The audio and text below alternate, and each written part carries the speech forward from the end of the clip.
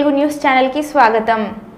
నంద్యాల జిల్లా గోస్పాడు మండలం యాలూరు గ్రామంలో జరిగిన విషాద సంఘటన నిరుపేద కుటుంబానికి చెందిన రమణయ్య సుబ్బలక్ష్మి దంపతులిద్దరికి ఇద్దరు కుమారులు వారి పేర్లు ఆర్యన్ శ్రేయాన్ 3 రోజుల క్రితం వారి ఇంట్లో కుమారుల కేశఖండన వేడుకల్లో ప్రమాదవశత్తు పెద్ద అబ్బాయి ఆర్యన్ వేడి సాంబార్ పాత్రలో పడి మరణించడం జరిగిందని తల్లి వేడివేడిగా ఉన్న సాంబార్ పాత్రలో నుంచి పెద్ద అబ్బాయిని కాపాడుకోవాలని చిన్న అబ్బాయి శ్రేయాన్ను పాత్ర దగ్గర వదిలిపెడితే వేడివేడిగా ఉన్న సాంబార్ కింద పడి దురదృష్టవశత్తు చిన్న అబ్బాయి చేతుల మీద మొహం మీద పడి తీవ్రమైన గాయాలు అయ్యాయి। ప్రస్తుతం చిన్న అబ్బాయిని నంద్యాలలోని ఒక ప్రైవేట్ ఆసుపత్రిలో ట్రీట్మెంట్ పొందుతూ ఉన్నాడు।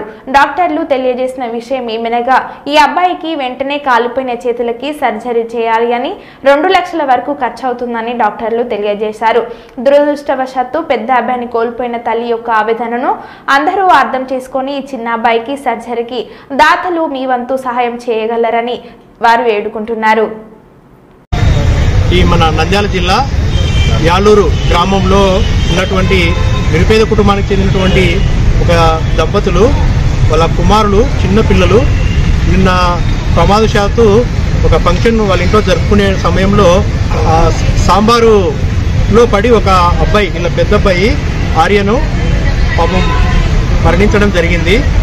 ఆ తొందరపాటులో ఈమె తన చిన్న కుమారుని అక్కడికి తీసుకొని వెళ్ళడంతో ఆ అబ్బాయి కూడా సాంబారులో చేయి పెట్టడంతో ఈ అబ్బాయి కూడా చేయికి తీవ్రమైన గాయమైంది। ఇప్పుడు సిసింద్ర ఆసుపత్రిలో చూపించారు।